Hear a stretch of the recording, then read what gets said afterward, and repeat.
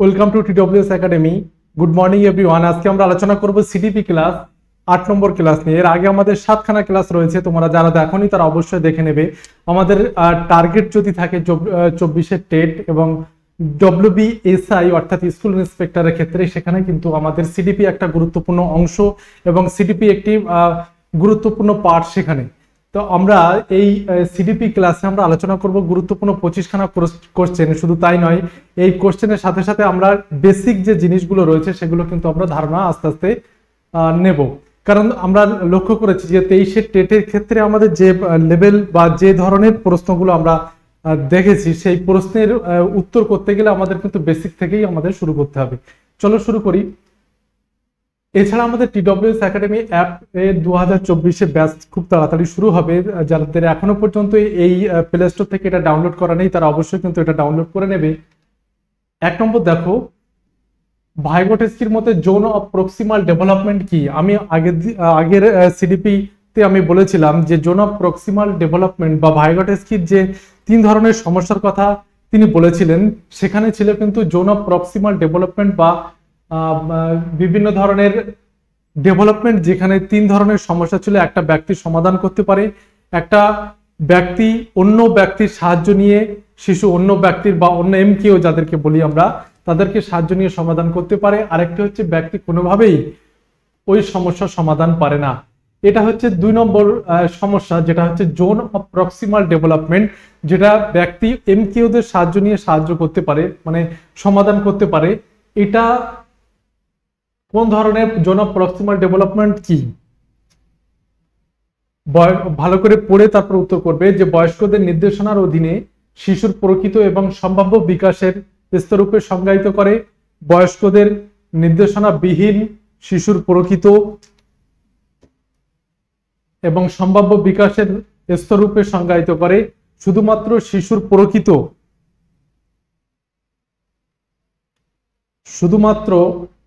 প্রকৃত বিকাশের স্তরকে সংজ্ঞায়িত করে, শুধুমাত্র শিশুর সম্ভাব্য বিকাশের স্তরকে সংজ্ঞায়িত করে। কোনটি হবে? ভাইগোটস্কির মতে জোন অফ প্রক্সিমাল ডেভেলপমেন্টটা কি? উত্তর করবে সবাই। সামাজিক কৃষ্টিমূলক তত্ত্ব বলা হয় ভাইগোটস্কির তত্ত্বকে, যেখানে আমরা বলছি যে বয়স্কদের নির্দেশনার অধীনে শিশুর প্রকৃত এবং সম্ভাব্য বিকাশের স্তর রূপে সংজ্ঞায়িত করে। অর্থাৎ বয়স্কদের নির্দেশনার অধীনে শিশুর প্রকৃত এবং সম্ভাব্য যে বিকাশের সীমা, সেটা কিন্তু জোন অফ প্রক্সিমাল ডেভেলপমেন্টের মধ্যে পড়ছে। অর্থাৎ বয়স্কদের নির্দেশনার অধীনে শিশুর প্রকৃত এবং সম্ভাব্য বিকাশের স্তর রূপে কিন্তু সংজ্ঞায়িত করে। 2 নম্বর দেখো, সঠিক যুগলটি নির্বাচন করুন। অর্থাৎ সঠিক যে জোড়টা রয়েছে সেটা চিহ্নিত করতে বলছে। জিন পিয়াজেটের বিকাশমূলক মডেল, ব্রুনারের অগ্রগতি সংগঠন মডেল, আসুসবেলের ধারণা অর্জনের মডেল, স্কিনারের অনির্দেশিত মডেল, কোনটি সঠিক জোড়?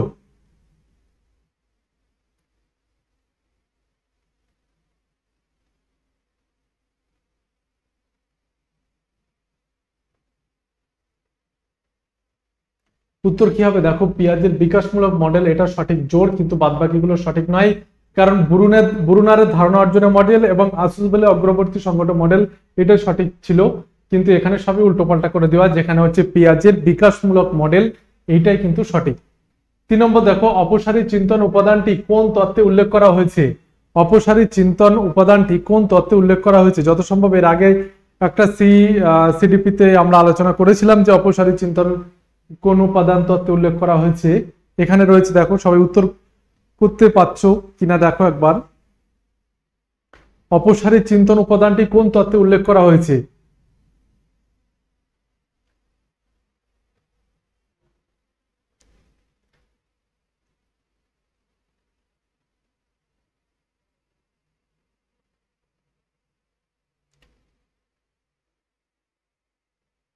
দেখো, অপসারী চিন্তন উপাদান তত্ত্বটি গিলফোর্ডের এসওআই মডেল, যে স্ট্রাকচার অফ ইন্টেলিজেন্স, এই মডেলে উল্লেখ করা হয়েছে।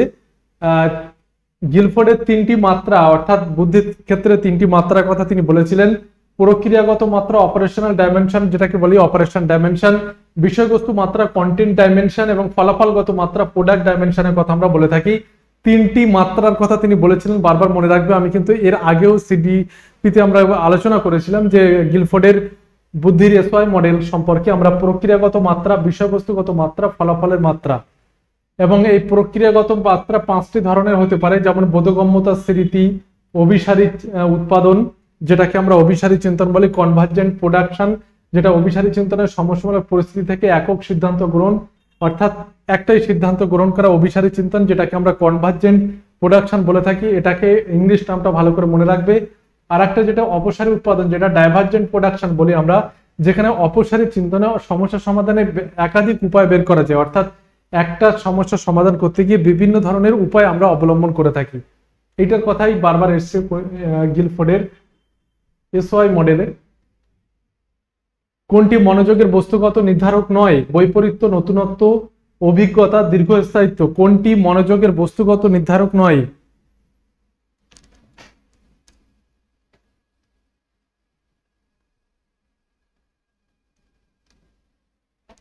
উত্তর করার চেষ্টা করবে। কোনটি মনোযোগের বস্তুগত নির্ধারক নয়? বৈপরীত্য, নতুনত্ব, অভিজ্ঞতা, দীর্ঘস্থায়িত্ব। মনোযোগের দুখানা নির্ধারক আমরা সাধারণত দেখতে পাই, বস্তুগত, ব্যক্তিগত নির্ধারক। আরেকটা ধরনের নির্ধারক আমরা দেখতে পাই যেটা জৈবিক নির্ধারক, কিন্তু সেটা পরে আসছি। যে মনোযোগের বস্তুগত নির্ধারকের ক্ষেত্রে আমরা দেখব যে বস্তুটার নতুনত্ব, এই যেমন বৈপরীত্য, এটা বস্তুগত নির্ধারকের মধ্যে পড়ছে। নতুনত্ব বস্তুগত নির্ধারক, দীর্ঘস্থায়িত্ব নতুনত্ব নির্ধারক, কিন্তু অভিজ্ঞতা যেটা হচ্ছে আমরা বস্তুগত নির্ধারকের মধ্যে পড়ছে না, অর্থাৎ এটা হবে উত্তর। বৈপরীত্য, দেখা গেল যে একটা লম্বা কোনো, মনে করো একটা লম্বা গাছ, তার পাশে একটা যদি বেটে গাছ থাকে, তাহলে আমরা বৈপরীত্য, সেখানে আমাদের বস্তুগত নির্ধারক। নতুনত্ব, যদি দেখা যায় যে কোনো মনে করো যে রাস্তায় অনেকগুলো গাড়ি চলছে, তার মধ্যে এক নতুন ধরনের মডেলের গাড়ি যদি যায়, সেক্ষেত্রে আমাদের মনোযোগ আকর্ষিত হয়, এটা নতুনত্ব। এবং দীর্ঘস্থায়িত্ব, যদি দেখা যায় দীর্ঘ সময় ধরে কোনো বস্তু যদি আমাদের চোখের সামনে থাকে, আমাদের মনোযোগ কিন্তু সেদিকে চলে যায়। অর্থাৎ মনোযোগের বস্তুগত নির্ধারক নয় হচ্ছে অভিজ্ঞতা, এই অভিজ্ঞতাটাও নয়, বস্তুগত নির্ধারক নয়। শিশুর ভাষা বিকাশের কুইং কোন বয়স স্তরে দেখা যায়? 6 থেকে 8 সপ্তাহ, জন্মের পর, 2 বছরের মধ্যে, 3 বছরের মধ্যে। শিশুর ভাষা বিকাশের কুইং কোন বয়স স্তরে দেখা যায়?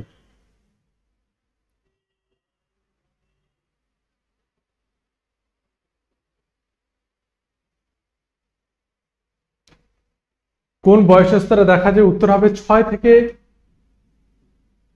থেকে 8 সপ্তাহের মধ্যে আমাদের শিশু ভাষার বিকাশের ক্ষেত্রে কুইং কিন্তু এটা দেখা যায়।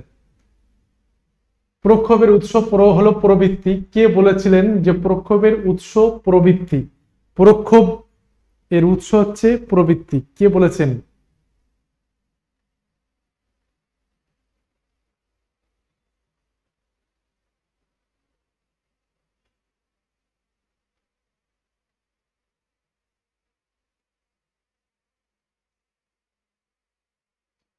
উত্তর হবে ম্যাকডুগাল, মনোবিদ ম্যাকডুগাল। তিনি বলেছিলেন যে প্রক্ষোভের উৎস হচ্ছে প্রবৃত্তি, প্রবৃত্তি থেকেই কিন্তু প্রক্ষোভ দেখা যায়।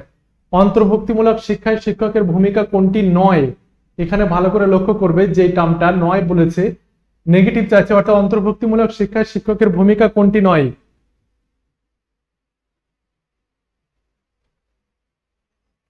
আগে সিডিপিতে আমরা আলোচনা করেছিলাম যে অন্তর্ভুক্তিমূলক শিক্ষাটা কি, এবং অন্তর্ভুক্তিমূলক শিক্ষা খুবই গুরুত্বপূর্ণ আমাদের অভিভাবকদের সঙ্গে সংযোগ, উপযুক্ত পরিবেশ সৃষ্টি, প্রতিবন্ধী শিক্ষার্থীদের অগ্রগতি নির্ধারণ, শ্রেণীকক্ষে স্বাভাবিক শিক্ষার্থীদের উপযুক্ত করে পাঠ্যক্রম রচনা। কোনটি অন্তর্ভুক্তিমূলক শিক্ষায় শিক্ষকের ভূমিকা কোনটি নয়? বারবার বলছি যে সিডিপির ক্ষেত্রে মুখস্থ বিদ্যা বলে কিছু হয় না, একটু ভালো করে চিন্তা করে উত্তর করার চেষ্টা করবে। সমস্ত প্রশ্নে দেওয়া সমস্ত স্টেটমেন্ট পড়ে তারপরে উত্তর করার কিন্তু চেষ্টা করবে। উত্তর কি হবে দেখো, উত্তর হবে শ্রেণীকক্ষে স্বাভাবিক শিক্ষার্থীদের উপযুক্ত করে পাঠ্যক্রম রচনা করা। এটা অন্তর্ভুক্তিমূলক শিক্ষায় শিক্ষকের ভূমিকা এটি নয়, কারণ অন্তর্ভুক্তিমূলক শ্রেণীকক্ষ যদি আমি বলি যে অন্তর্ভুক্তিমূলক শ্রেণীকক্ষ হচ্ছে স্বাভাবিক শিক্ষার্থীদের সাথে বিশেষ অক্ষমতা সম্পন্ন মাঝারি ধরনের শিক্ষার্থীদের একসাথে বসিয়ে যে শিক্ষাদান করা হয় তাকে অন্তর্ভুক্তিমূলক শিক্ষা বলা হয়। এখন এই অন্তর্ভুক্তিমূলক শিক্ষায় যদি স্বাভাবিক শিক্ষার্থী যারা রয়েছে, বিশেষ অক্ষমতা সম্পন্ন শিক্ষার্থীদের বাদ দিয়ে তাদের উপযুক্ত করে যদি পাঠ্যক্রম রচনা করা হয়, তাহলে ব্যাপারটা কেমন দেখায়? সেটা তো অন্তর্ভুক্তিমূলক শিক্ষা হলো না। তাহলে এই জিনিসটা আমাদের মাথায় রাখতে হবে যে অন্তর্ভুক্তিমূলক শিক্ষায় ভূমিকা কোনটি নয়, যে স্বাভাবিক শুধুমাত্র স্বাভাবিকের দিকে স্বাভাবিক শিক্ষার্থীদের উপযুক্ত করে পাঠ্যক্রম রচনা করলে হবে না। সমস্ত শিক্ষার্থী যারা রয়েছে আমরা অন্তর্ভুক্তিমূলক শিক্ষা ইনক্লুসিভ শ্রেণীকক্ষে ক্লাসরুমে, সেখানে কিন্তু বিশেষ অক্ষম এবং সক্ষম সমস্ত ধরনের শিক্ষার্থীদের উপযুক্ত করে পাঠ্যক্রম রচনা করতে হবে। 8 নম্বর দেখো, সিডব্লিউপিটি প্রকল্পটি কোন শিক্ষার সাথে যুক্ত?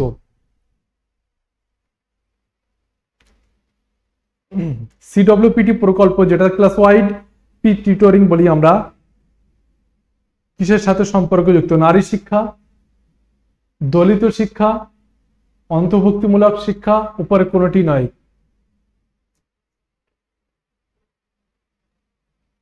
উত্তর কি হবে? দেখো, উত্তর হবে অন্তর্ভুক্তিমূলক শিক্ষার সাথে যুক্ত। অন্তর্ভুক্তিমূলক শিক্ষার সাথে যুক্ত সিডব্লিউপিটি, যেটাকে আমরা প্রকল্প বলি, অন্তর্ভুক্তিমূলক শিক্ষা। কোনটি সঠিক নয়? শিক্ষার্থীরা যাতে নিজেদের মধ্যে যোগাযোগ দক্ষতা বাড়াতে পারে সেদিকে দৃষ্টি রাখা। ভালো করে স্টেটমেন্টগুলো পড়বে, তারপর কিন্তু উত্তর করার চেষ্টা করবে।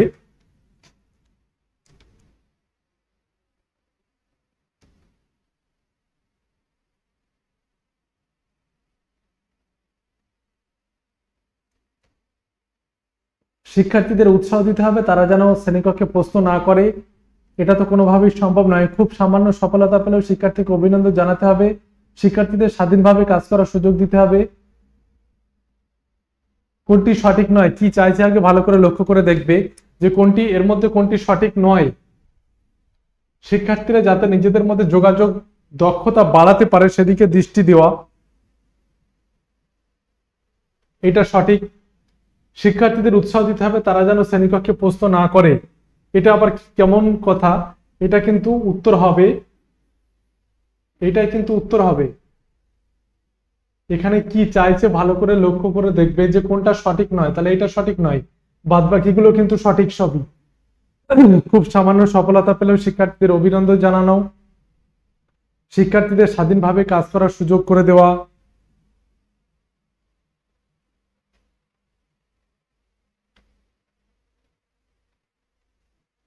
দশ নম্বর দেখো, অতি শিখন বলতে বোঝায় শিখনের পরেও পুনরাবৃত্তি, অনুশীলন করা, চিনে নেওয়া কোনোটি নয়। অতি শিখন বলতে কি বোঝায়? শিখনের পরও পুনরাবৃত্তি, অনুশীলন করা, চিনে নেওয়া কোনোটি নয়।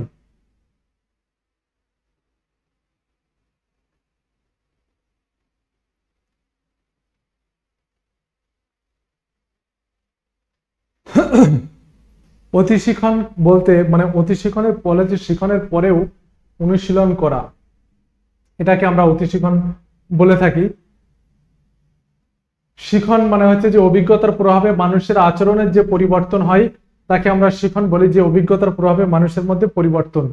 উলফকের মতে অভিজ্ঞতার কারণে ব্যক্তির জ্ঞান ও আচরণের যে আপেক্ষিক স্থায়ী পরিবর্তন হয়, অর্থাৎ স্থায়ী পরিবর্তন, এই টার্মটাও কিন্তু আমরা জানলাম যে স্থায়ী পরিবর্তন হয়। গেটস এট আলের মতে শিখন হলো আচরণের পরিমার্জন যা বিভিন্ন চাহিদা পূরণ করে, অর্থাৎ শিখন কিন্তু চাহিদাও পূরণ করে, এই জিনিসটাও মাথায় রাখবে। শিখন হলো আচরণের পরিবর্তন, এই পরিবর্তন বৌদ্ধিক, সামাজিক, প্রেক্ষাপট সব দিক থেকে হতে পারে। শিখন শুধুমাত্র শ্রেণীকক্ষের অভ্যন্তরে হবে তা নয়, সামগ্রিক পরিবেশ থেকে হয়। অর্থাৎ শুধুমাত্র বিদ্যালয়ে যে শিখন হয়, অর্থাৎ শিশু শুধুমাত্র বিদ্যালয়ে শেখে, বাদ বাকি কোনো জায়গায় শেখে না, এটাও তো হতে পারে না। অর্থাৎ শ্রেণীকক্ষের অভ্যন্তরে হবে তা নয়, এবং সামগ্রিক পরিবেশ থেকেও হতে পারে। শিক্ষণ পদ্ধতি হিসাবে সামাজিকীকরণের সহায়ক কোনটি? শিক্ষণ যে পদ্ধতি হিসাবে সামাজিকীকরণের সহায়ক কোনটি? ভালো করে ভেবে উত্তর করার চেষ্টা করবে।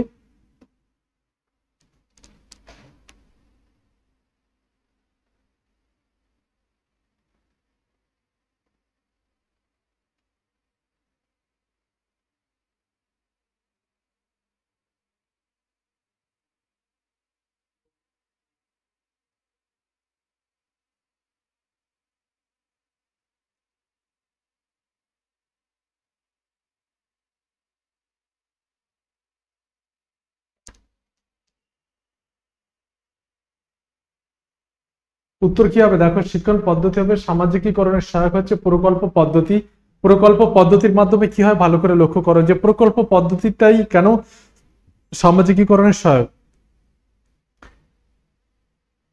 তোমরা যারা ডিএলএড এ ভর্তি হয়েছিলে প্রথম অবস্থায়, তখন বিভিন্ন যে প্রজেক্ট যেগুলো হয়, প্রজেক্ট যেগুলো দিয়েছিল, সেখানে বিভিন্ন সমস্যা ছিল, তাই না? বিভিন্ন সমস্যা থাকার কারণে আমরা গ্রুপে ইনফর্ম করেছি, তোমরা গ্রুপে ইনফর্ম করেছো যে এটা কার কাছে আছে, এটা কিভাবে পাবো, চিনি না, অর্থাৎ আমাদের ক্লাসের সহপাঠী অর্থ আমরা চিনি না, তাদের সাথেও আমরা আলোচনা করেছি, চালিয়েছি কিভাবে সমস্যার সমাধানটা করানো যায়।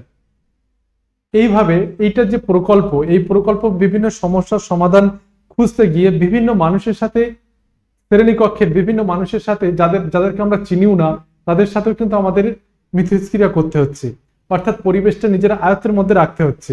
এটাই এর ফলে কিন্তু সামাজিকীকরণের সবচেয়ে বেশি সহায়ক হবে। অর্থাৎ শিশু যত সমস্যায় পড়বে নিজের ক্ষমতা অনুযায়ী তার প্রজেক্টের কাজে, সে কিন্তু আরো বেশি শ্রেণীকক্ষ বা শ্রেণীকক্ষের বাইরের পরিবেশ থেকে কিন্তু সে সাহায্য নেবে। অর্থাৎ প্রকল্প পদ্ধতি কিন্তু সবচেয়ে বেশি সহায়ক। সামাজিকীকরণ হচ্ছে যে প্রক্রিয়ার দ্বারা সমাজ প্রত্যেক ব্যক্তিকে তার রীতিনীতি, আচার আচরণ ইত্যাদি গ্রহণ করতে শিক্ষা দেয় বা তার বৈশিষ্ট্যগুলি পরবর্তী বংশধরদের মধ্যে সঞ্চালিত করে, তাকেই বলা হচ্ছে সামাজিকীকরণ। সামাজিকীকরণটা কি? যে তার রীতিনীতি, আচার আচরণ ইত্যাদি গ্রহণ করতে এবং শিক্ষা দেয় এবং তার বৈশিষ্ট্যগুলো যে পরবর্তী বংশধর যারা রয়েছে তাদের মধ্যে সঞ্চালিত করে, তাকে আমরা সামাজিকীকরণ বলে থাকি। অর্থাৎ সমাজ তার প্রত্যেক ব্যক্তিকে কিন্তু এটা শিক্ষা দেয়। সামাজিকীকরণের যে মাধ্যম অর্থাৎ সোশ্যালাইজেশনের যে মাধ্যম সেগুলো রয়েছে, দেখো, পরিবার, গণমাধ্যম, অর্থনীতি, ধর্ম, সংস্কৃতি, এগুলো কিন্তু সামাজিকীকরণের প্রধান মাধ্যম। এগুলো এছাড়া রয়েছে রাষ্ট্রনীতি। রাষ্ট্রনীতি মানে হচ্ছে আইন কানুন এবং শিক্ষা প্রতিষ্ঠান, গোষ্ঠী, এগুলোও কিন্তু সবই সামাজিকীকরণের মাধ্যম বলা যায়। তারপরে দেখো, কোন মনোবিজ্ঞানী দলবদ্ধভাবে বাস করাকে প্রবৃত্তি বলে উল্লেখ করেছেন? কোন মনোবিজ্ঞানী দলবদ্ধভাবে বাস করাকে প্রবৃত্তি বলে উল্লেখ করেছেন?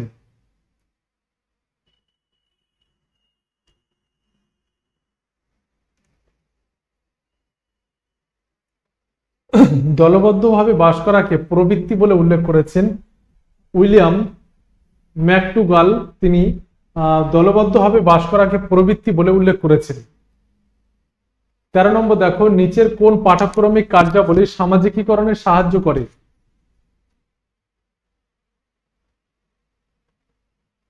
ভালো করে পড়ে উত্তর করার চেষ্টা করবে। যে আমরা যারা এখানে ডিএলএড সবাই করেছো, ডিএলএড যারা করেছো তারা কিন্তু অবশ্যই জানবে যে ক্ষুদ্র দল আলোচনা, প্যানেল আলোচনা এগুলো কি।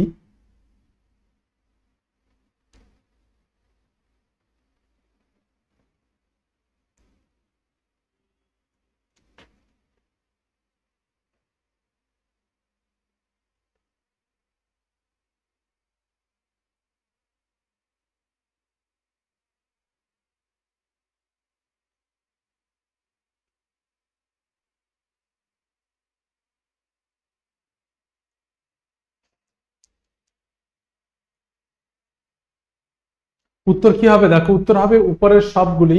আমাদের কিন্তু সঠিক উত্তর।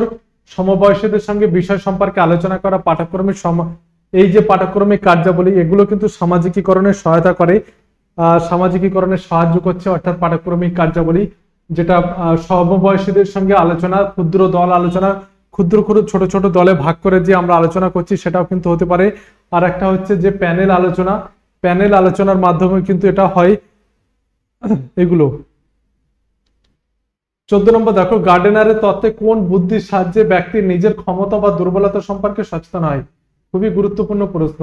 যে গার্ডেনারের তত্ত্বে, গার্ডেনারের বহুবিধ তত্ত্ব যেটাকে আমরা বলি, এর আগে সিডিপি বিভিন্ন ক্লাসে আমি আলোচনা, বিভিন্ন সিডিপিতে আমরা আলোচনা করেছিলাম যে গার্ডেনারের তত্ত্ব যেটা রয়েছে। দেখো, কোন তত্ত্বে বুদ্ধির সাহায্যে ব্যক্তি নিজের ক্ষমতা বা দুর্বলতা সম্পর্কে সচেতন হয়?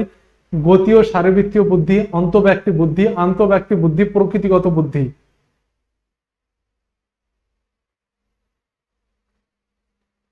ভালো করে লক্ষ্য করো, নিজের ক্ষমতা বা দুর্বলতা, নিজের ক্ষমতা বা দুর্বলতা সম্পর্কে সচেতন হয়।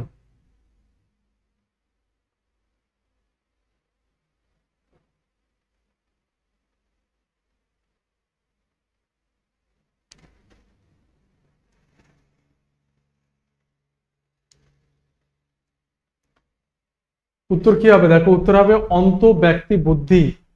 এটার সাহায্যে ব্যক্তি নিজের ক্ষমতা বা দুর্বলতা সম্পর্কে সচেতন হয়। এটা কাদের বেশি থাকে? সাধু সন্ন্যাসীদের কিন্তু এটা বেশি থাকে এদের। অন্তঃব্যক্তি বুদ্ধি, ইন্ট্রা পার্সোনাল ইন্টেলিজেন্স যেটা বলি আমরা, এই ধরনের বুদ্ধির সাহায্যে ব্যক্তি নিজের ক্ষমতা দুর্বলতা সম্পর্কে কিন্তু সচেতন হয়।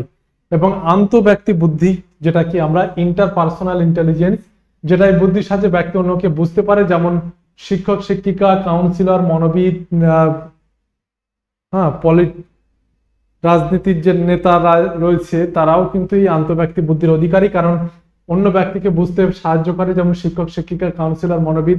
তাহলে এই দুটো বুদ্ধি কিন্তু খুব বেশি ইম্পর্টেন্ট, এটা একটু মনে রাখবে যে অন্তঃব্যক্তি বুদ্ধি, ইন্ট্রা পার্সোনাল ইন্টেলিজেন্স, এই বুদ্ধির সাহায্যে ব্যক্তি নিজের ক্ষমতা দুর্বলতা সম্পর্কে সচেতন হয়। যেমন সাধু সন্ন্যাসী রয়েছে, যারা যোগী রয়েছে, তারা কিন্তু অন্তঃব্যক্তি বুদ্ধি কিন্তু তাদের বেশি থাকে। এবং আন্তঃব্যক্তি বুদ্ধি যারা রয়েছে, যেমন এই বুদ্ধির সাথে ব্যক্তি অন্যদের বুঝতে পারে, যেমন শিক্ষক শিক্ষিকা, কাউন্সিলর, মনোবিদ, এরা কিন্তু আন্তঃব্যক্তি বুদ্ধির অধিকারী। 15 নম্বর দেখো, জমি জরিপকারী ব্যক্তিদের কোন বুদ্ধি বেশি থাকে? জমি জরিপকারী ব্যক্তিদের কোন বুদ্ধি সবচেয়ে বেশি থাকে? জমি জরিপকারী ব্যক্তি যারা রয়েছে তাদের কোন বুদ্ধি বেশি থাকে?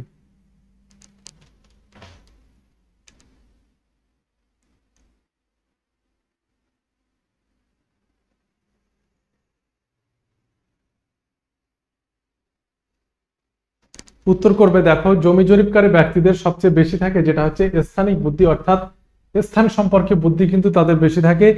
একটুখানি দেখে নিই যৌক্তিক 1 নম্বর, মানে ভালো করে লক্ষ্য করো যে 8খানা গার্ডেনা প্রস্তাবিত বুদ্ধির কথা বলেছিল, তার মধ্যে কিছু কিছু বুদ্ধি রয়েছে, যেমন একটা রয়েছে 2 নম্বর, যখন যৌক্তিক ও গাণিতিক বুদ্ধি রয়েছে, যেমন যৌক্তিক ও গাণিতিক সমস্যা সমাধানে সাহায্য করে, যেমন বিজ্ঞানী, দার্শনিক প্রভৃতি ব্যক্তিদের মধ্যে এ ধরনের বুদ্ধি বেশি থাকে। যৌক্তিক ও গাণিতিক বুদ্ধি কাদের বেশি থাকে? যেমন বিজ্ঞানী, দার্শনিক, এদের মধ্যে কিন্তু ব্যক্তিদের মধ্যে এই ধরনের বুদ্ধি কিন্তু বেশি থাকে, যৌক্তিক ও গাণিতিক বুদ্ধি।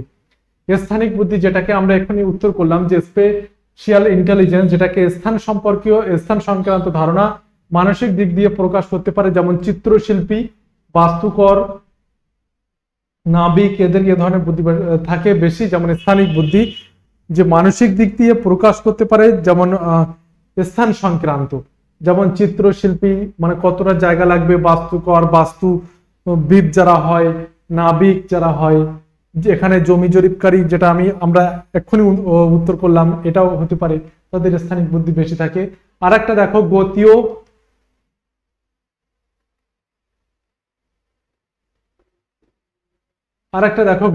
শারীরবৃত্তীয় বুদ্ধি, যেখানে কাইনেটিক অ্যান্ড ফিজিওলজিক্যাল ইন্টেলিজেন্স, যেমন শরীরের পুরো অংশ বা কিছু অংশকে ব্যবহার করার ক্ষমতা থাকে, যেমন খেলোয়াড়, নৃত্যশিল্পী, মেডিকেল সার্জন যারা রয়েছে, তাদের কিন্তু শারীরবৃত্তীয় বুদ্ধি বা শরীরের পুরো অংশ কিছু অংশকে ব্যবহার করার ক্ষমতা থাকে। বুদ্ধির ত্রিযোজি তত্ত্বকার, বুদ্ধির ত্রিযোজি তত্ত্বকার, উত্তর করবে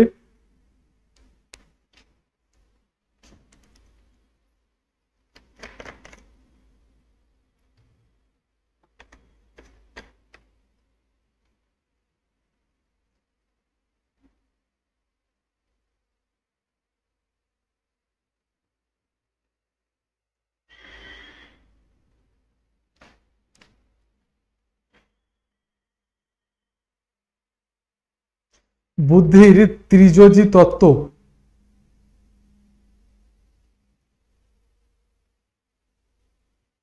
তিনটি মাত্রা তত্ত্ব, এখানে উত্তর হবে স্টার্নবার্গ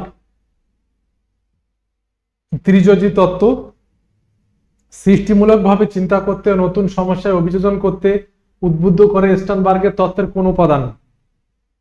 আমরা এর পরের স্লাইডে আমরা স্টার্নবার্গের তত্ত্বের যে 3টি উপাদান সেটা সম্পর্কে আমরা দেখছি, যে সৃষ্টিমূলকভাবে চিন্তা করতে ও নতুন সমস্যার অভিযোজন করতে উদ্বুদ্ধ করে স্টার্নবার্গের তত্ত্বের কোন উপাদান? উপাদানগত বুদ্ধি, পরীক্ষামূলক বা সৃজনমূলক বুদ্ধি, প্রাসঙ্গিক বুদ্ধি, কোনটিই নয়। উত্তর কি হবে? সৃষ্টিমূলকভাবে চিন্তা করতে ও নতুন সমস্যায় অভিযোজন করতে উদ্বুদ্ধ করে স্টার্নবার্গের তত্ত্বের কোন উপাদান? স্টার্নবার্গের তত্ত্বের কোন উপাদান? দেখো উত্তর হবে, দেখো পরীক্ষামূলক বুদ্ধি বা সৃজনমূলক বুদ্ধি, যেটা হচ্ছে নতুন ভাবে নতুন সমস্যা অভিযোজন করতে উদ্বুদ্ধ করে। রবার্ট স্টানবার্গের বুদ্ধিতত্ত্বকে ত্রিযোজী তত্ত্ব বলা হয় এবং তিনি তার বুদ্ধিতত্ত্বকে 1980 সালে আবিষ্কার করেন এবং 1985 সালে প্রকাশ করেন। ভালো করে লক্ষ্য করে দেখবে যে স্টানবার্গ হায়ারার্কিক থিওরি অফ ইন্টেলিজেন্স যেটাকে বলা হয়, রবার্ট স্টানবার্গ বুদ্ধিতত্ত্বকে ত্রিযোজী তত্ত্ব বলা হয়। তিনি তার বুদ্ধিকে 1980 সালে আবিষ্কার করেছিলেন এবং 1985 সালে প্রকাশ করেন। তিনি বলেন বুদ্ধির তিনটি ধরন বা ক্ষেত্র রয়েছে, এই তিনটি প্রকার একটি অপরটির সঙ্গে সম্পর্কযুক্ত, অর্থাৎ রিলেশনে রয়েছে। একটি বুদ্ধি আর একটির সাথে সম্পর্কযুক্ত এবং প্রতিটি উপাদান স্বাধীনভাবে কাজ করে, সম্পর্কযুক্ত কিন্তু আবার স্বাধীনভাবে কাজ করে। এই তিনটি ক্ষেত্র হলো উপাদানগত বুদ্ধি, যেটাকে আমরা কম্পোনেনশিয়াল আর অ্যানালাইটিক্যাল বলে থাকি, পরীক্ষামূলক বা সৃজনমূলক বুদ্ধি এক্সপেরিমেন্টাল আর ক্রিয়েটিভ, এবং প্রাসঙ্গিক বুদ্ধি প্র্যাকটিক্যাল আর কনটেক্সচুয়াল বলে থাকি আমরা। এই তিনটি ক্ষেত্র তিনি বলেছিলেন যে উপাদানগত বুদ্ধি, পরীক্ষামূলক বা সৃজনমূলক বুদ্ধি, আর একটা হচ্ছে প্রাসঙ্গিক বুদ্ধি। এই তিনটি ক্ষেত্রের কথা তিনি বলেছিলেন। কোহলবার্গের তত্ত্বকে কি তত্ত্ব বলা হয়? জ্ঞানমূলক তত্ত্ব, নৈতিক ও সামাজিক তত্ত্ব, ভাষাতাত্ত্বিক তত্ত্ব, মনসামাজিক তত্ত্ব। কোহলবার্গের তত্ত্বকে কি তত্ত্ব বলা হয়? সবাই উত্তর করবে।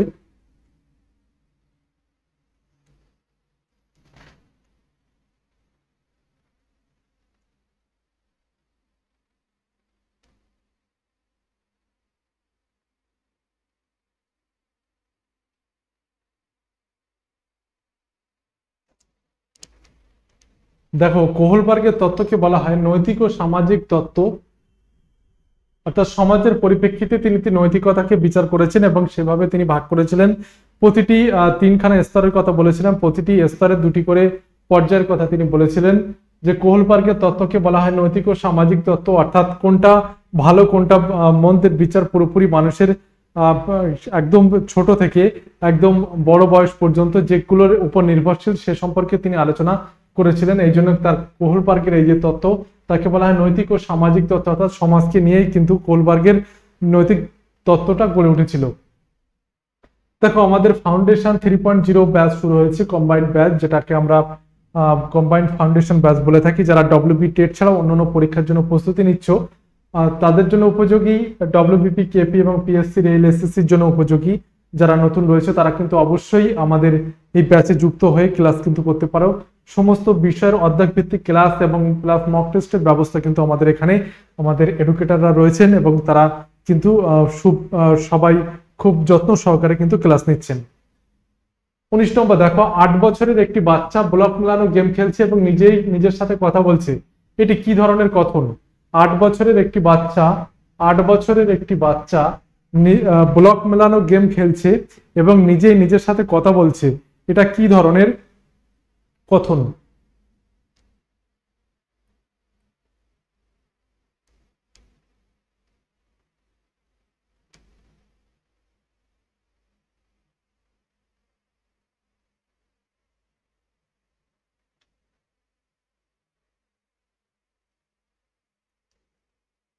কি হবে উত্তর? উত্তর হবে, দেখো, এটা হবে সকথন বলা হবে। 8 বছরের একটি বাচ্চা ব্লক মেলানো গেম খেলছে, নিজে নিজের সাথে কথা বলছে আস্তে আস্তে, এটাকে সকথন বলা হয়। চেতন ও অবচেতন মনের মধ্যবর্তী স্তর কি? অধিচেতন, প্রাক চেতন, নির্দিষ্ট চেতন, মধ্যবর্তী চেতন। চেতন এবং অবচেতন মনের মধ্যবর্তী স্তর কি?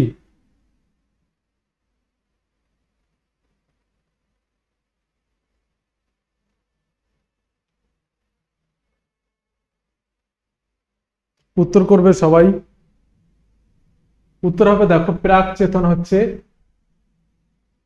চেতন অবচেতনের মধ্যবর্তী স্তর, অর্থাৎ চেতন স্তরে একদম, এটাকে যদি আমরা অবচেতন মন ধরে থাকি, এটাকে যদি আমরা চেতন মন ধরে থাকি তাহলে প্রাক চেতন হচ্ছে এইটুকু, এটাকে আমরা প্রাক চেতন বলবো।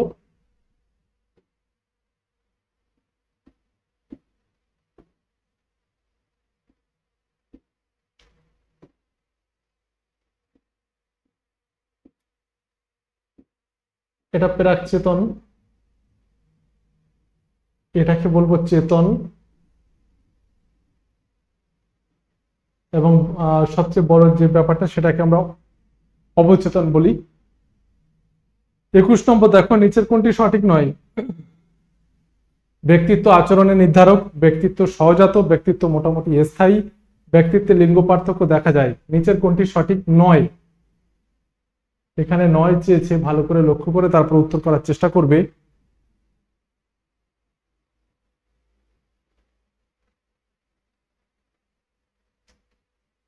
ব্যক্তিত্ব, এখানে উত্তর কি হবে দেখো, ব্যক্তিত্ব সহজাত এটা বলা যাবে না, এটা সঠিক নয়। ব্যক্তিত্ব আচরণের নির্ধারক, ব্যক্তিত্ব মোটামুটি স্থায়ী, লিঙ্গ পার্থক্য দেখা যায়, সবই ঠিক, কিন্তু ব্যক্তিত্ব সহজাত অর্থাৎ পার্সোনালিটি আপনা আপনি অর্জন হচ্ছে, এটা কিন্তু সঠিক নয়। পরিবেশ, মিথস্ক্রিয়া, বংশগতি এগুলো সবই মিলে কিন্তু আমাদের মিথস্ক্রিয়ার ফলে অর্জন করতে হচ্ছে ব্যক্তিত্ব। 22 নম্বর দেখো, নিচের কোনটি সামাজিকীকরণের সঙ্গে সর্বাপেক্ষা অধিক সম্পর্কিত? শিক্ষা, পরিবারের আকার, অর্থনৈতিক অবস্থা, খেলাধুলার সুযোগ। কোনটি সামাজিকীকরণের সঙ্গে সর্বাপেক্ষা অধিক সম্পর্কযুক্ত? কোনটি? উত্তর করবে।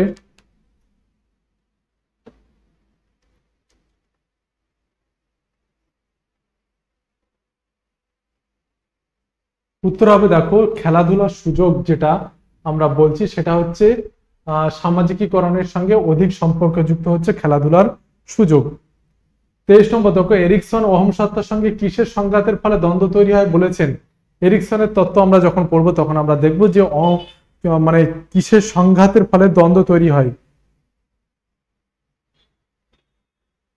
উত্তর কি হবে দেখো, উত্তর হবে সামাজিক পরিবেশের সঙ্গে অহম সত্তার যে দ্বন্দ্ব তৈরি হচ্ছে, এর ফলে কিন্তু সংঘাত, একটা দ্বন্দ্ব কিন্তু আমাদের মধ্যে তৈরি হচ্ছে। ইগো 3 বছর বয়স থেকে বিকাশ হতে শুরু করে, স্বীকার্যটি কে করেছিলেন? আমাদের মধ্যে যে ঈদ অহম এবং ঈদ সুপার ইগো এবং ইগো রয়েছে, সেই ইগো 3 বছর বয়স থেকে বিকাশ হতে শুরু করে, এই স্বীকার্যটি কে করেছেন? কোন মনোবিদ এর স্বীকার্য এটি? উত্তর হবে দেখো ফ্রয়েড। ফ্রয়েড করেছিলেন যে 3 বছর বয়স থেকে বিকাশ হতে শুরু করে। উত্তম অভিযোজনের গুরুত্বপূর্ণ শর্ত কি? মানসিক সুস্থতা, কর্মদক্ষতা, বাস্তববোধ, উপরের সবগুলি। উত্তম অভিযোজনের গুরুত্বপূর্ণ শর্ত কি? মানসিক সুস্থতা, কর্মদক্ষতা, বাস্তববোধ, উপরের সবগুলি। কোনটি? উত্তর হবে দেখো, উত্তর হবে উপরের সবগুলি হচ্ছে আমাদের উত্তম অভিযোজনের গুরুত্বপূর্ণ শর্ত। আজকে এই 25খানা কোশ্চেন রয়েছে, যারা উত্তর করেছে তারা অবশ্যই ধারণা নিয়েছে যে কিভাবে আমাদের উত্তর করতে হয় এবং এই প্রশ্নের উত্তর পরবর্তীতে সামনে যদি আসে কিভাবে ফেস করবে। আমরা পরবর্তী সিডিপিতে আমরা আবার আলোচনা করব আরো গুরুত্বপূর্ণ প্রশ্ন নিয়ে। আমরা দেখছি যে আমাদের 24-এর টেট এবং এসআই পরীক্ষা বা এই ধরনের পরীক্ষায় আমরা যারা বসতে চলেছি তাদের ক্ষেত্রে কিন্তু এটা খুবই গুরুত্বপূর্ণ একটা পার্ট হতে চলেছে। তাই মিস না করে ক্লাসগুলো মনোযোগ সহকারে, ধৈর্য সহকারে দেখার জন্য অনুরোধ রইল সবার কাছে।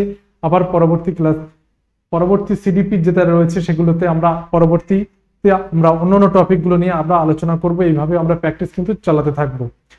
পড়াশোনার কোনো বিকল্প নেই। আমরা আগেও দেখেছি, আগেও বলেছি আমি যে 23-এর টেটে যে লেভেলের প্রশ্নগুলো এসছে, যে ধরনের প্রশ্নগুলো এসছে, সেই প্রশ্নের উত্তর করতে গেলে তোমাকে এখন থেকে প্রিপারেশন নিয়ে নামতে হবে, মাঠে নামতে হবে তোমাকে এখন থেকেই। একদম সহজ লেভেল থেকে শুরু করে করে করে করে তারপর কিন্তু সেই জায়গাটায় তোমাকে পৌঁছাতে হবে। একদিনে বা 3 মাসে বিল্ড আপ কখনোই হয় না যে আমরা সিডিপির সমস্ত ধরনের উত্তর কিন্তু করে আসবো, এটা কখনোই বলা যাবে না। ওই জন্য এখন থেকেই তোমরা যদি স্টার্ট না করো পরবর্তীতে কিন্তু অনেক দেরি হয়ে যাবে। চলো